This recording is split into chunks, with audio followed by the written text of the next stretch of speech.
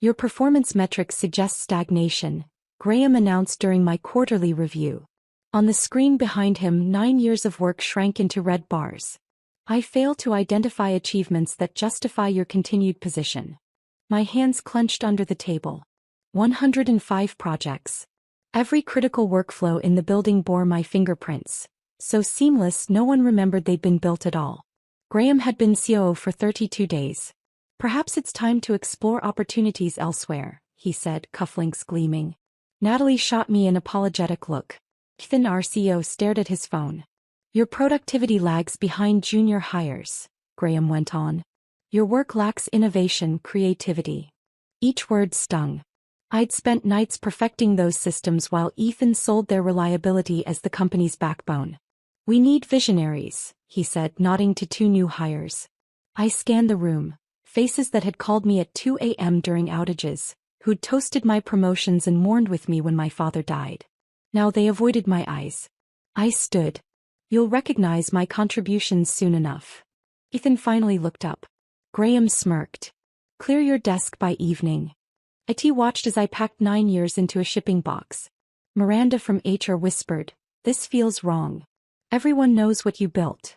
Apparently not everyone, I said, signing the papers with a steady hand. Colleagues hovered nervously. Who'll maintain the client portal? Jeremy asked. The compliance system? Diane added. No one else understands it. Management will have to figure that out, I replied. Ethan watched from his glass office. No goodbye, no handoff. Just 9 years of institutional memory walking out the door. I held it together until the elevator doors closed. Then I crumpled. My name is Ivy Chapman. Until 4 hours ago I was Senior Integration Architect at Crestwood Solutions, the invisible force that turned a scrappy startup into an industry leader. I built middleware that bridged legacy systems, international frameworks that crossed borders and regulations, and scaling architectures that held everything together. No applause. No raises. Just reliability. Graham didn't understand that. He saw no revenue in my work, only costs. So he cut me. At first, freedom felt strange. Quiet mornings. Real sunrises. Then the messages started. Portals crashing. Compliance systems broken. No one can fix your code.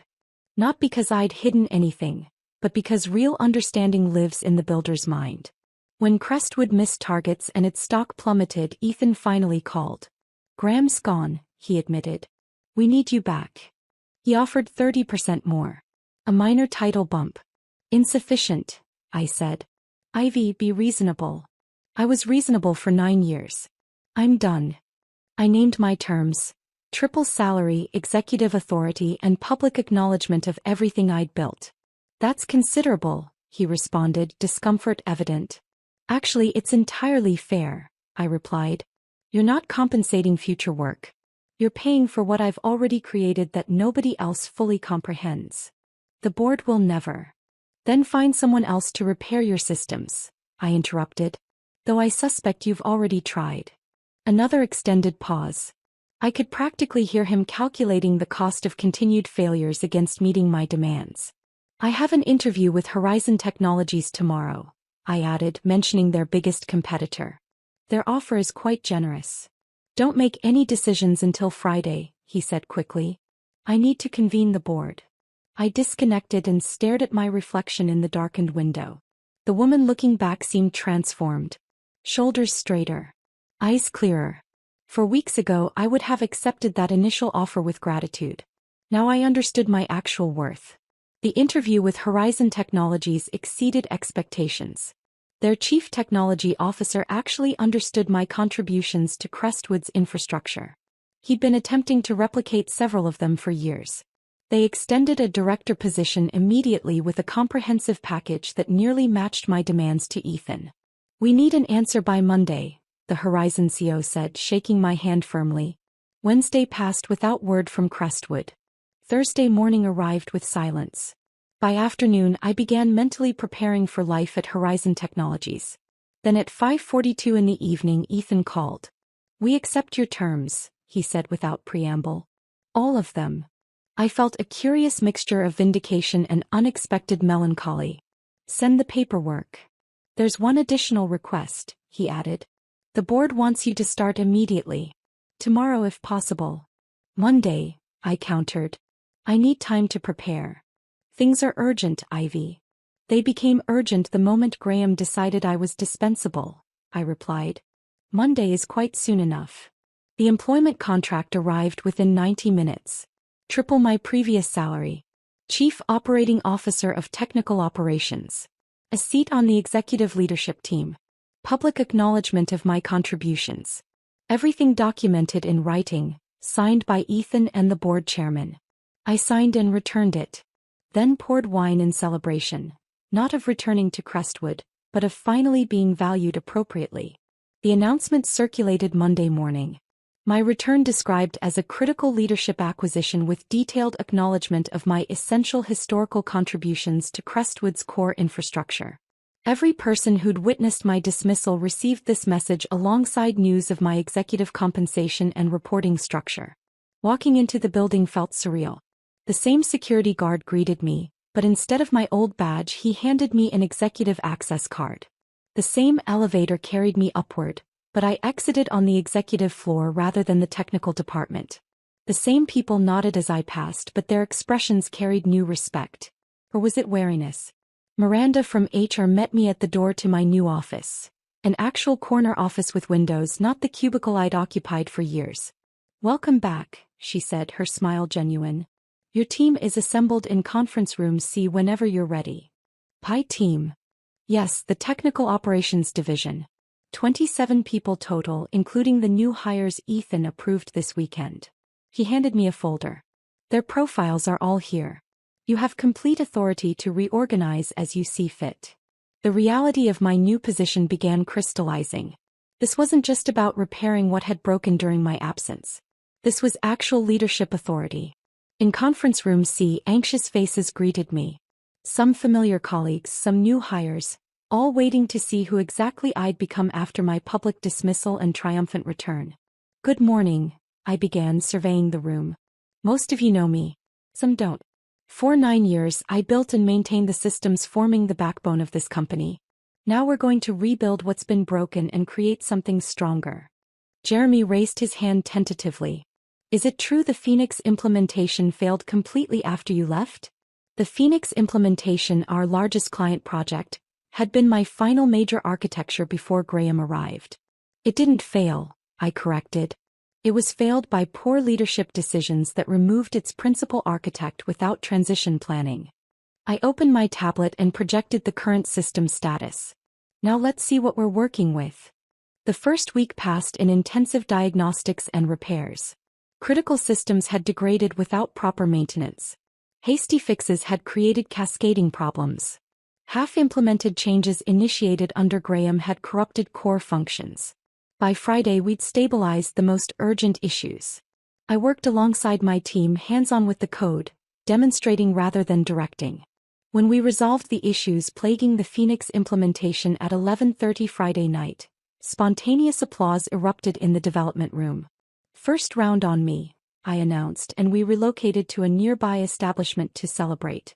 Diane clinked glasses with me as others chatted excitedly about plans to rebuild the international portal. You know what's strange, she said quietly. Ethan hasn't interfered once. Not a single executive directive or modification request. That was in my contract, I replied. Complete technical autonomy. Smart, she nodded. But that's not all of it. He seems different since you returned. Watchful, almost nervous. I considered this. Executives don't appreciate being proven wrong publicly. Maybe. He studied me. What are you really after, Ivy? Revenge for how they treated you. The question caught me off guard with its directness. What did I want? The validation of return. The satisfaction of proving my worth. Something deeper. I want what I've always wanted, I finally answered. To build something that works properly. But as I said it, I recognized the incomplete truth. There was something else brewing beneath my calm exterior. A plan forming that I hadn't fully acknowledged, even to myself. The second week brought my first executive leadership meeting. I sat at the gleaming conference table, now peer to those who'd previously barely acknowledged my existence. Ethan presided with his usual charisma, but I noticed how his gaze frequently darted to me throughout presentations. The chief financial officer presented quarterly projections showing recovery after recent troubles. The VP of sales detailed renewed client confidence. The chief marketing officer outlined aggressive plans to regain market share lost during the system failures. And now, Ethan said, I'd like our new CEO of technical operations to share her assessment and plans. All eyes turned to me. Some curious, some wary, some openly skeptical. The weight of expectation hung in the air. I opened my presentation slowly, methodically, not with technical diagrams or recovery metrics, but with a 9-year timeline of Crestwood's growth. Each major client acquisition, each significant feature launch, each technological breakthrough. Beside each milestone, I displayed the underlying technical architecture that had made it possible. Systems I had designed and implemented largely without credit. Our recent failures weren't accidents, I explained calmly. They were inevitable results of removing the person who understood how these interconnected systems function as a whole. Several executives shifted uncomfortably. Ethan's expression remained carefully neutral. Moving forward, I continued, we have two choices. We can patch existing systems, a temporary solution requiring constant maintenance, or we can rebuild properly with appropriate resources and recognition for the architects. What's your recommendation? Asked the CFO. Rebuilding is the only sustainable path, I replied. But it requires something Crestwood has historically lacked: transparency about who creates value and appropriate compensation for their contributions. The room grew uncomfortably quiet. Are you proposing structural changes beyond your department? Ethan asked carefully. I'm proposing a culture change, I answered, meeting his gaze directly. One that prevents us from ever again discarding someone whose value we've failed to recognize. The tension in the room was palpable. I'd pushed boundaries, made implicit criticisms explicit. But something told me this was merely the opening move in a larger game, one where I finally held cards worth playing. As we adjourned, Ethan asked me to remain behind. The door closed, leaving us alone in the expansive conference room. That was quite a presentation, he said, his tone unreadable. Just establishing context, I replied. He studied me for an extended moment. What's your actual plan here, Ivy? Beyond the contract terms and system repairs. I met his gaze steadily. You'll understand that soon enough. His expression flickered with something between concern and curiosity. I'm beginning to think bringing you back might have unexpected consequences. Most valuable things do, I replied simply, gathering my materials.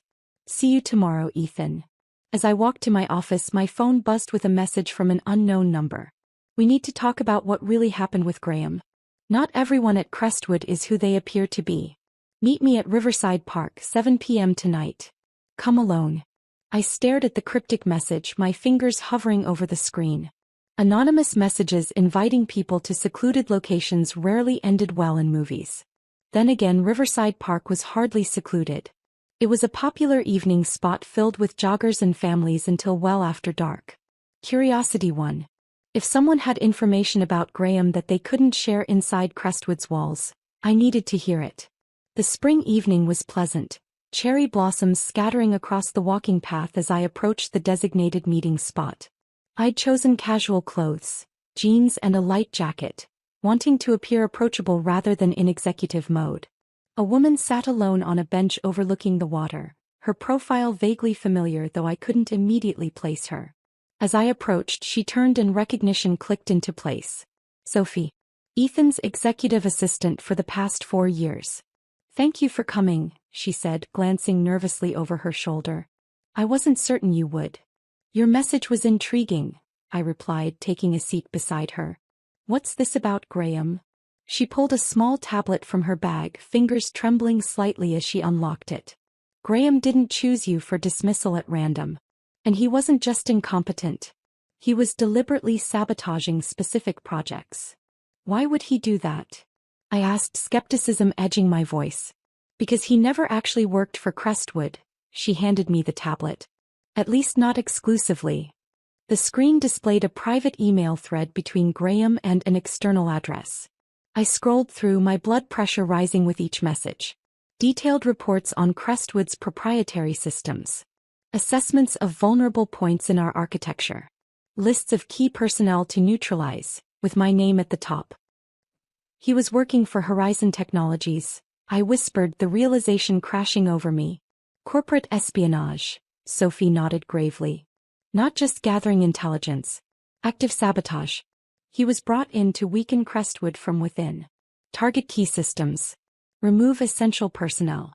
Create openings for Horizon to exploit in the market. And Ethan hired him without proper vetting? She hesitated, glancing around again before leaning closer. That's where it gets complicated. The board insisted on Graham's appointment. Overrode Ethan's concerns. The board. My mind raced through implications. Why would they? 3 board members have investments in Horizon Technologies through shell companies, she interrupted. I discovered it accidentally while preparing materials for last quarter's board meeting. Keep scrolling. I swiped through more documents. Financial records showing the connections. Calendar invites for private meetings between Graham and 2 board members. Strategy notes outlining a controlled decline of Crestwood's market position. Why are you showing me this? I asked, suddenly wary. Why not take it to Ethan? Her expression darkened. Because I don't know who to trust anymore. Ethan's been acting strangely since before Graham arrived. Closed-door meetings. Encrypted communications. He claims he opposed Graham's hiring, but I've seen messages suggesting otherwise. The ground seemed to shift beneath me. If this information was accurate, Crestwood wasn't just suffering from poor management decisions. It was being deliberately undermined from within. What do you want from me? I asked. You're the only executive without connections to either faction, she said. Your systems keep this company running, and you have personal stake in exposing whoever orchestrated your dismissal. She met my gaze directly. I need an ally I can trust. I considered her words carefully. Trust was in short supply these days, and she was asking for mine with only digital evidence that could potentially be fabricated. I'll look into this, I said finally. But I need time to verify independently. She nodded, seemingly relieved. That's all I ask. Be careful who you confide in. As I walked home, my mind churned with possibilities. If Sophie's information was accurate, my return to Crestwood had placed me in the center of a corporate war I hadn't known was being fought. My dismissal hadn't been about my performance. It had been strategic elimination of an obstacle. But who was really pulling the strings? Rogue board members? Ethan himself? External forces I hadn't identified? The next day I began subtle investigations. Nothing that would trigger alarms, just careful probing of system logs and access patterns. Who had been reviewing which portions of our architecture? Which projects had received unusual scrutiny during Graham's brief tenure? What I found confirmed portions of Sophie's claims. Graham had indeed focused attention on our most innovative systems, the ones that gave us competitive advantage. He had systematically removed or reassigned personnel who understood these systems best, starting with me. But something still didn't add up. If Graham had been working for Horizon, why had they offered me a position so quickly after my departure from Crestwood? Was I being recruited as an unwitting accomplice? Or was someone at Horizon running a separate operation? I needed more information before confronting anyone. Accusations of corporate sabotage without ironclad evidence would only undermine my newly established position. Or worse, mark me as the next target. Over the next week, I rebuilt trust with my technical team while quietly gathering intelligence. I revamped security protocols under the guise of system improvements. I implemented subtle tracking measures in key systems to monitor unusual access patterns. I cultivated relationships with assistants and support staff who might have observed unusual behaviors. Meanwhile, I played my executive role perfectly, attending meetings, delivering progress reports, participating in strategic discussions. If anyone suspected my parallel investigation, they gave no indication. Then came the breakthrough. Late one evening, as I worked alone in my office, my monitoring system pinged softly. Someone was accessing our client database using Ethan's credentials at 11:47 when Ethan was supposedly at a charity gala across town. I'd seen the social media posts of his arrival less than an hour ago. I traced the access point, a private terminal in our secure development area where few had authorization after hours. I pulled up the security camera feed and froze. There sat Leonard, chairman of the board, methodically reviewing our most sensitive client information. He wasn't just browsing. He was systematically downloading contact details for our highest value clients. I captured the footage and data trail, then quietly logged the activity on my secure private server. One piece of the puzzle, but a significant one. The next morning, Ethan called an emergency executive meeting. His expression was grim as we assembled. "We have a situation," he announced once the door closed. 3 of our top clients received solicitations from Horizon yesterday, offering migration services with insider knowledge of their specific configurations on our platform. Murmurs of concern filled the room. "This isn't a coincidence," Ethan continued. "Someone with intimate knowledge of our client implementations is feeding information to our competitor." His gaze swept the room, lingering momentarily on each executive. When it reached me, I maintained perfect composure despite my racing thoughts. "I've authorized a comprehensive security audit," he declared. "Beginning immediately. All system access will be logged and reviewed. All external communications monitored." My pulse quickened. A security audit would inevitably uncover my own covert monitoring systems. I needed to act quickly. "I have information that may be relevant," I said, drawing all eyes to me. "But I would prefer to discuss it privately first." Ethan's expression tightened almost imperceptibly. "Of course. We'll meet after this session." The meeting continued with discussion of damage control measures, but tension hung in the air. I'd made a calculated risk, revealing that I had information without specifying what it was. Now I needed to navigate the fallout carefully. When the room cleared, Ethan closed the door and turned to me.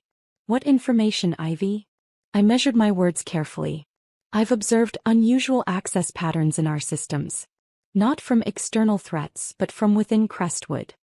His expression remained neutral. "Go on."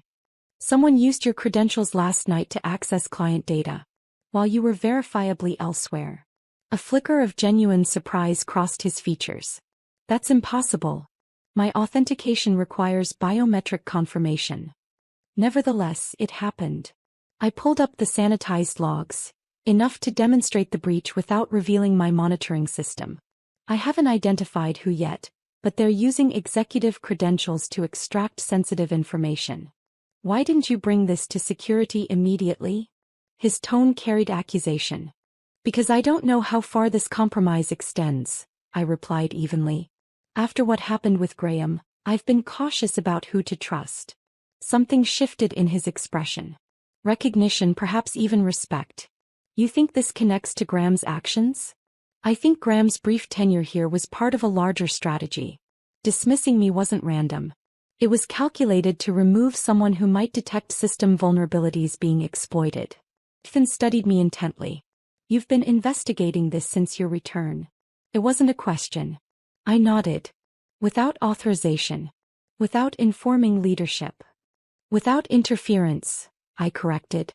"My contract grants me technical autonomy." A tense silence stretched between us before he spoke again. "What else have you discovered?" I considered my options carefully. Revealing everything would leave me vulnerable if Ethan himself was involved. Revealing nothing would waste a potential alliance if he wasn't. "Enough to know the breach extends to board level," I finally said. "But not enough to identify everyone involved." His eyes widened slightly, then narrowed with calculation. "How do I know you're not part of this? Your dismissal and triumphant return could have been staged. Your interview with Horizon suspiciously convenient." "You don't," I acknowledged. "Just as I don't know if your apparent surprise is genuine or performance." We'd reached an impasse. 2 executives with reason to suspect each other, neither willing to reveal their full hand. "What do you propose?" he finally asked. "A controlled test," I replied. "Feed different information through different channels. See which pieces reach Horizon." "That would require involving others in our suspicions." "Not necessarily. You and I could manage the entire operation." He considered this, fingers drumming lightly on the table. "If you're right about board involvement, this is extremely dangerous territory, Ivy." "I'm aware. And if you're wrong, or if you're misleading me, it's career suicide." "Also aware." Our eyes locked in silent assessment. Finally he nodded once. "Set it up." But this stays exclusively between us until we have conclusive evidence. As I left his office, uncertainty churned within me. Had I just formed an alliance with a trustworthy CEO or handed ammunition to the orchestrator of a corporate conspiracy? Either way, I'd committed to a path that would irrevocably alter Crestwood and my future within it. That evening, a text arrived from Sophie. Leonard accessed E's computer yesterday. Be careful. Things are accelerating. I stared at my reflection in the darkened window of my apartment. The woman looking back was caught in a web of corporate intrigue far beyond what I'd imagined when I'd stated those defiant words.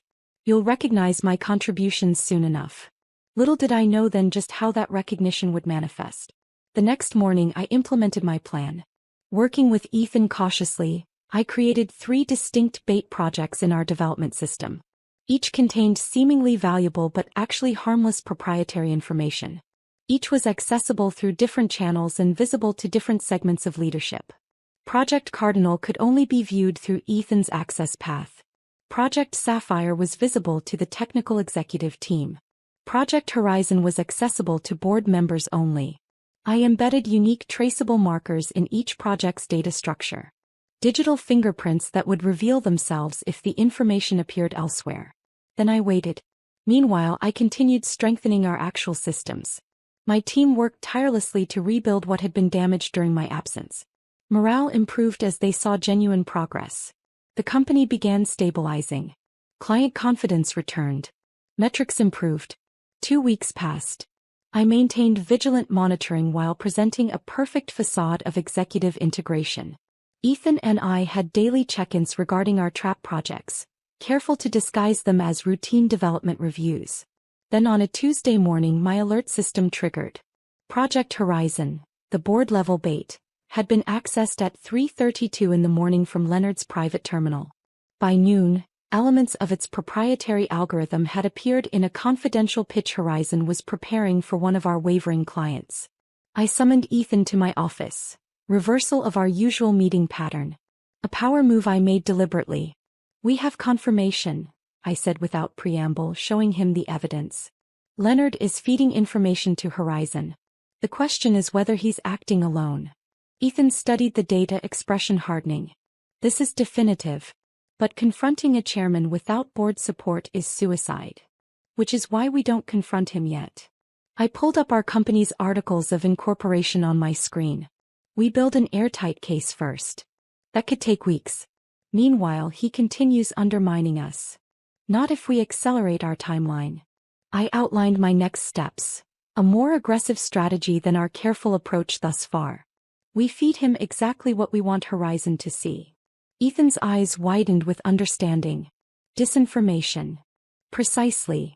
I smiled thinly. Let's see how Horizon responds to implementing some spectacular failures. Over the next week we executed our plan meticulously. Project Horizon received updates containing fatally flawed algorithms. Innovations that would appear breakthrough initially but catastrophically fail under real-world conditions.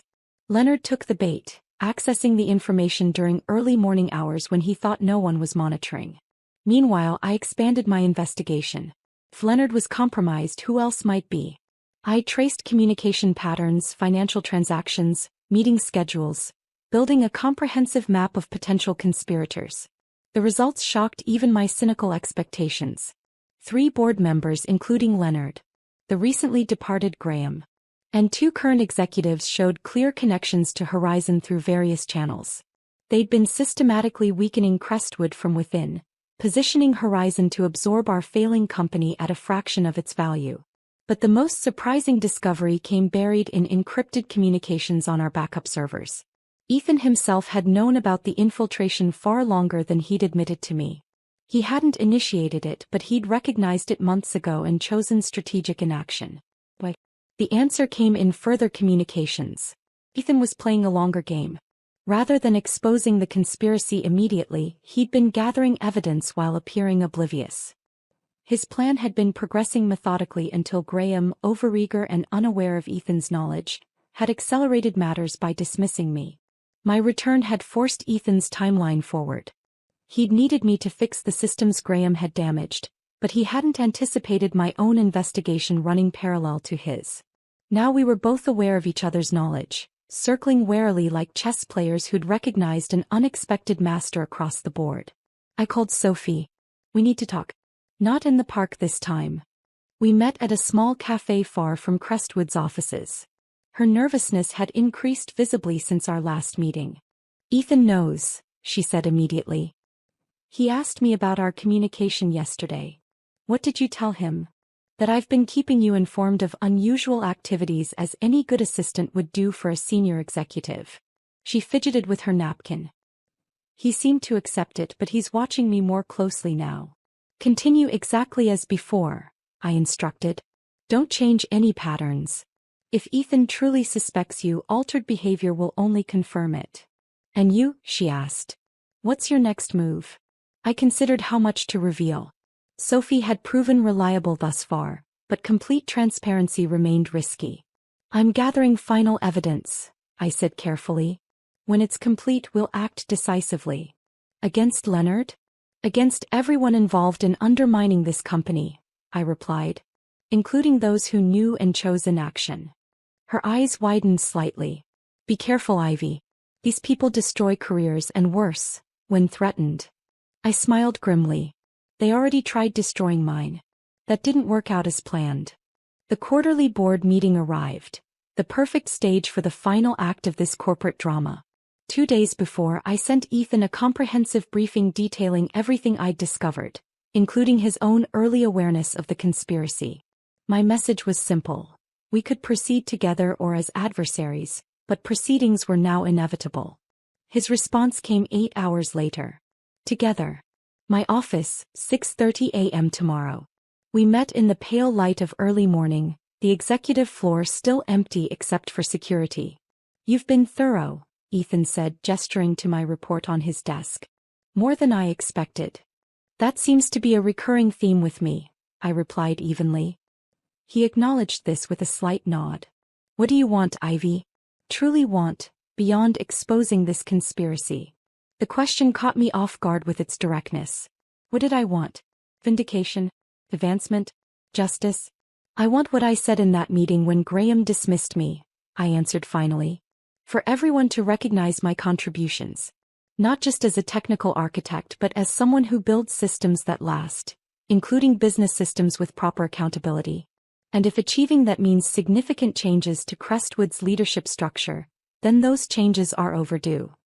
He studied me for an extended moment, then nodded decisively. I agree. Here's what I propose. The board meeting began at 10 o'clock sharp. 16 members seated around the gleaming table. Leonard at its head. Ethan to his right. I sat halfway down, seemingly just another executive presenting quarterly technical updates.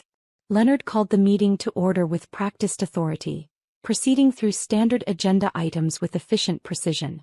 Financial reports, market positioning, competitive analysis. Then Ethan requested the floor for an unscheduled presentation. Before we continue, he said, standing, I believe we have a matter of corporate governance to address. Leonard's expression flickered with momentary concern before settling into polite interest. The agenda is quite full, Ethan. Perhaps this could wait for committee review. I'm afraid not, Ethan replied, nodding to me. This directly impacts Crestwood's immediate future. I connected my tablet to the display system. The room darkened as the presentation screen illuminated with a single stark image. Leonard accessing Project Horizon at 3:32 in the morning. What is this? Leonard demanded, voice sharp. Evidence, I replied calmly. Of systematic corporate espionage and sabotage orchestrated from within this room. Chaos erupted. Leonard attempting to adjourn the meeting. Other implicated board members rising in protest. The remaining directors demanding explanations. Through it all, Ethan and I stood calmly at the center of the storm we'd unleashed. When order finally restored, I methodically presented our findings. Access logs. Communication records. Financial connections. The deliberate weakening of Crestwood's position to benefit Horizon Technologies. The strategic elimination of personnel, including myself, who might have detected the scheme earlier. This is absurd, Leonard sputtered. Fabricated evidence from a disgruntled employee you never should have rehired. Actually, I smiled thinly. That dismissal was your conspirator's most significant miscalculation. I switched slides to display Graham's original assessment of me, the confidential report that had preceded my public humiliation. Subject demonstrates dangerous potential to identify system vulnerabilities. Maintains comprehensive understanding of interconnected architectures. Recommend immediate removal before detection becomes possible.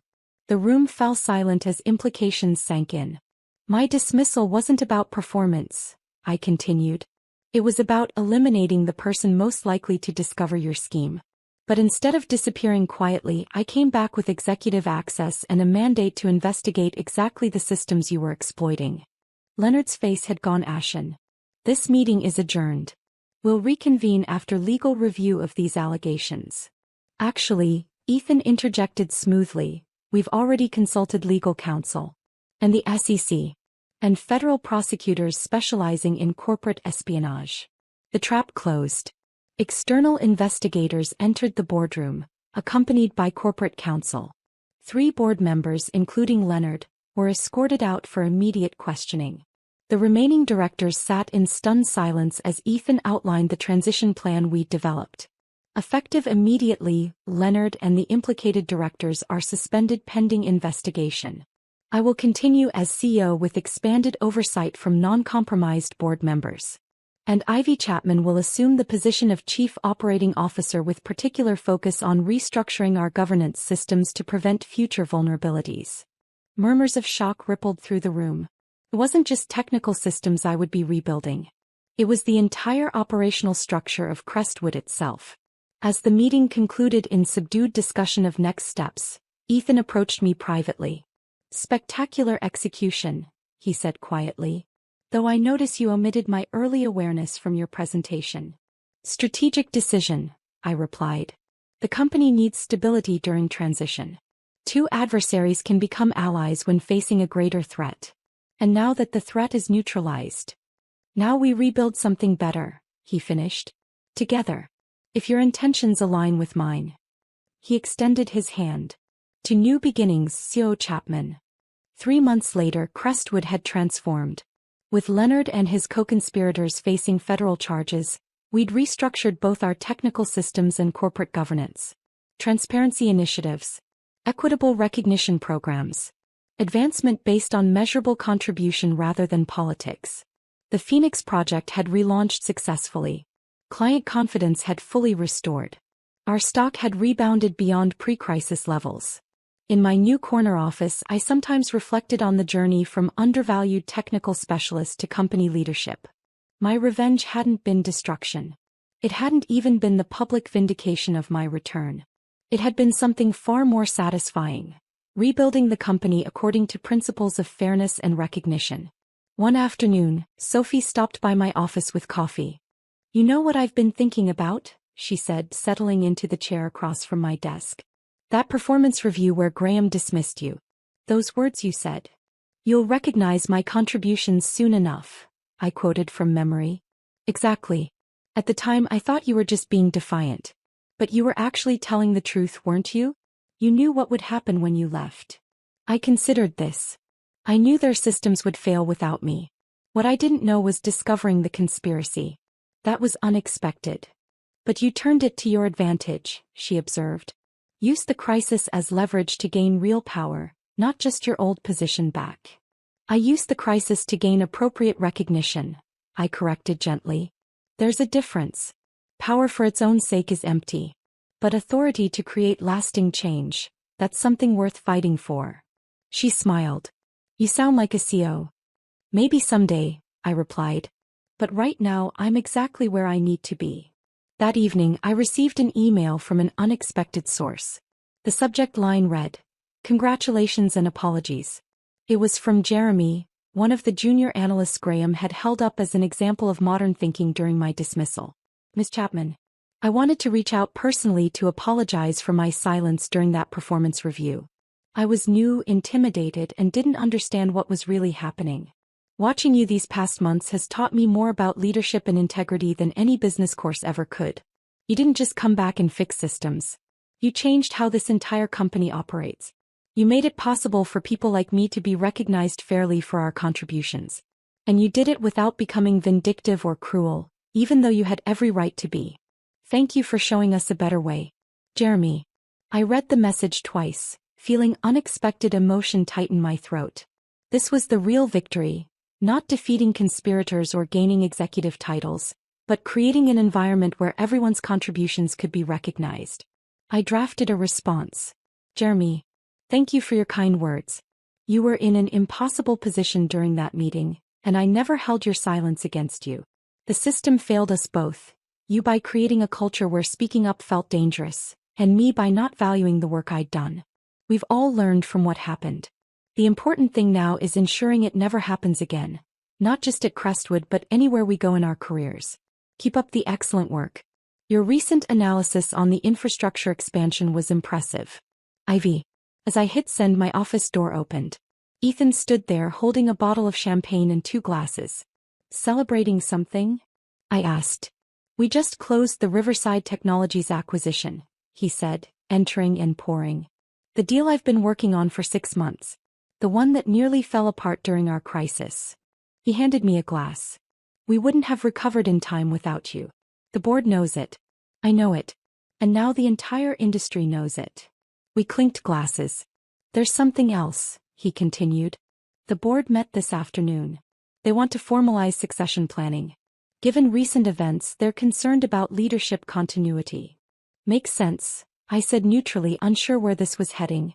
They've asked me to identify a potential successor.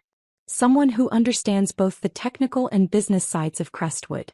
Someone who's proven they can handle corporate adversity. He met my eyes directly. I recommended you. I set down my glass carefully. Ethan, I just became CEO 3 months ago. And in those 3 months, you've transformed our operations, exposed a conspiracy that would have destroyed us, and earned respect across every department. He smiled. I'm not planning to retire tomorrow. But when that day comes, whether it's 2 years or 10, the board and I agree you're the right choice. What if I don't want to be CEO? I asked honestly. What if I prefer building systems to managing politics? Then you build whatever systems you want, he replied. But you do it with the authority to protect them. To ensure they're valued properly. To make sure what happened to you never happens to anyone else here. I considered his words, watching the city lights begin to twinkle through my office window as evening settled over downtown. I'll think about it, I said finally. That's all I ask. He raised his glass again. To the future, whatever it holds. To the future, I echoed. 6 months after my return, Crestwood Solutions held its annual company celebration. Unlike previous years' stiff corporate affairs, this one felt different. More genuine. More inclusive. I stood at the podium as newly appointed Chief Operating Officer, preparing to present the annual Innovation Awards, a program I'd created to recognize contributions that often went unnoticed. Excellence in business isn't just about what's visible, I began, addressing the assembled employees. It's not only the presentations to clients or the features that generate headlines. True excellence is in the infrastructure. The systems that work so well you forget they're there. The people who solve problems before they become crises. The quiet dedication that keeps everything running. I announced the awards, watching as colleagues from various departments came forward. The database administrator who'd prevented a major security breach. The quality assurance specialist whose attention to detail had caught a critical bug. The operations coordinator who'd streamlined processes company-wide. Each recipient received not just recognition, but substantial bonuses and advancement opportunities.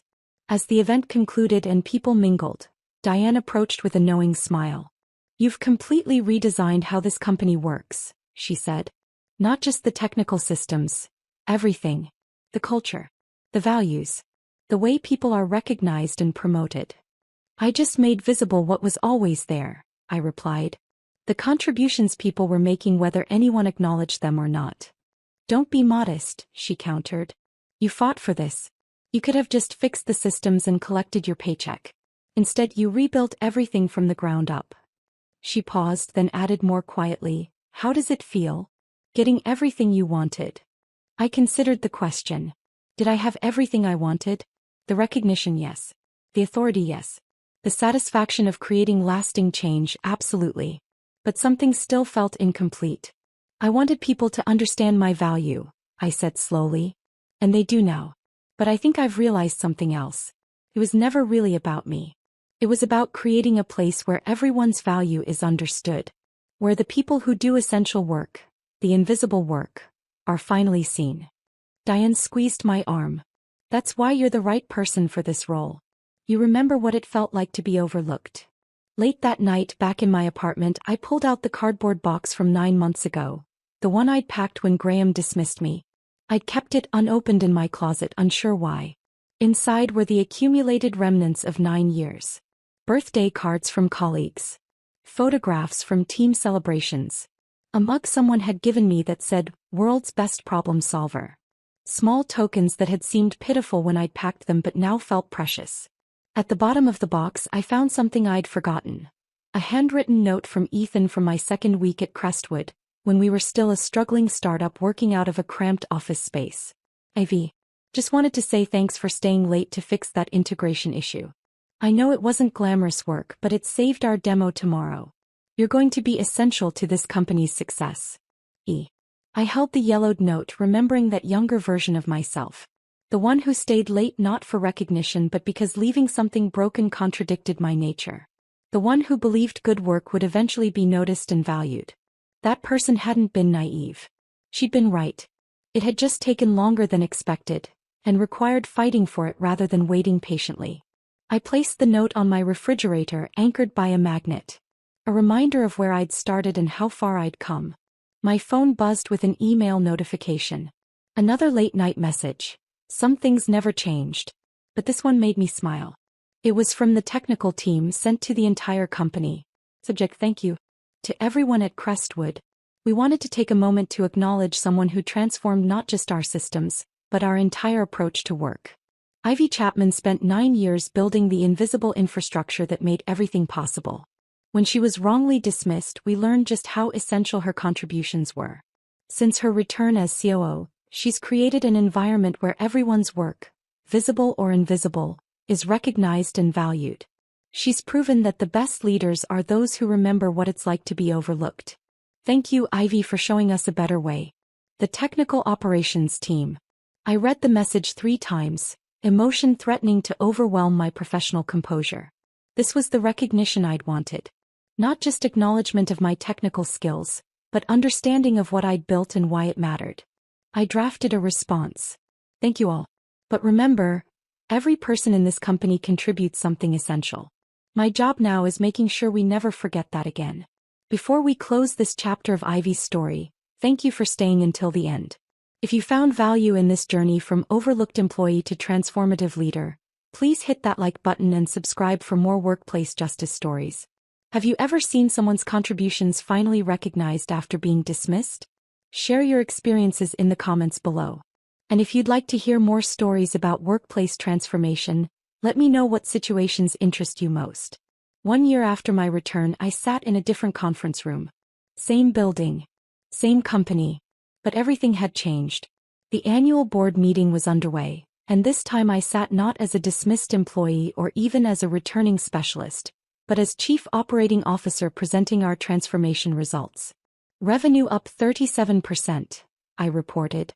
Client retention at 94%, highest in company history. Employee satisfaction scores increased by 42 points. And we've implemented systematic recognition programs that have reduced turnover by 60%. The new board chairman, appointed after Leonard's criminal conviction, nodded approvingly. Impressive results, Ms. Chapman. Your leadership has exceeded all expectations. After the meeting, as board members departed, Ethan and I remained. You know what's interesting? He said. A year ago, this company nearly collapsed because we failed to value one person's contributions.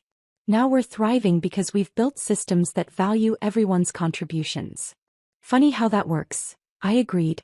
There's been an informal inquiry, he continued carefully, from Horizon Technologies. They wanted to know if you'd be interested in discussing a CEO position there. I raised an eyebrow. Our former enemy wants to hire me? After we exposed their corporate espionage scheme, they cleaned house completely. New board. New leadership. They're trying to rebuild with integrity. He smiled. Apparently they've been studying our transformation and want someone who can replicate it. What did you tell them? That I'd pass along the message but suspected you weren't interested. He was right. I wasn't interested. Not because Horizon wasn't a good opportunity, but because my work at Crestwood wasn't finished. I'm staying, I confirmed. We've built something here that's too important to abandon. A culture where people are valued for their actual contributions, not just their visibility. Where the people doing essential invisible work are finally recognized. That's worth more than any title or compensation package. Ethan nodded, seemingly relieved. Good.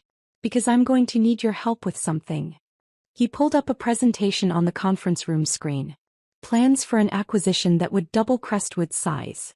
This is ambitious, he said. And complicated. It will require integrating two completely different corporate cultures, technical systems, operational structures. The kind of complex transformation that most companies fail at. You want me to lead the integration, I said, already seeing the challenges and opportunities. I want you to rebuild them the way you rebuilt us, he clarified. Create something better than what either company was separately. And prove that what we've done here isn't a fluke. It's a replicable model for how companies should operate. I studied the plans, mind already racing through implementation strategies. This was exactly the kind of challenge I loved. Building systems that worked. Creating lasting value. Making the invisible visible. When do we start? I asked. He smiled. Tomorrow morning. If you're ready. I've been ready for years, I replied. People just didn't realize it. As I left the building that evening, I paused to look up at the Crestwood Solutions sign. 105 projects completed during my first tenure. Countless more since my return. But the most important project wasn't any specific system or implementation. It was proving that the people who do essential invisible work deserve recognition, respect, and authority to protect what they've built. 9 months ago, I'd walked out these doors in defeat, carrying my belongings in a cardboard box. Today I walked out as Chief Operating Officer, carrying plans to transform not just one company but two. Sometimes the most powerful revenge isn't what you destroy. It's what you build in the aftermath of betrayal. And what I'd built was a system, not just of technology but of values, that would outlast any individual contribution including my own. That was the real victory. Not personal vindication but creating something that would protect others from experiencing what I'd endured. As I reached my car, my phone buzzed one final time. A message from an unknown number.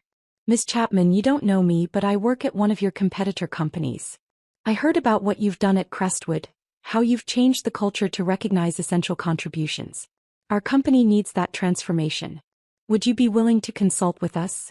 I smiled, reading the message. The impact was spreading beyond Crestwood's walls. Other companies were noticing. Other professionals were recognizing that change was possible. I saved the contact information and made a mental note to respond tomorrow. Because this was bigger than Crestwood. Bigger than my personal story. This was about transforming how companies valued the people who built their foundations. And that work was just beginning.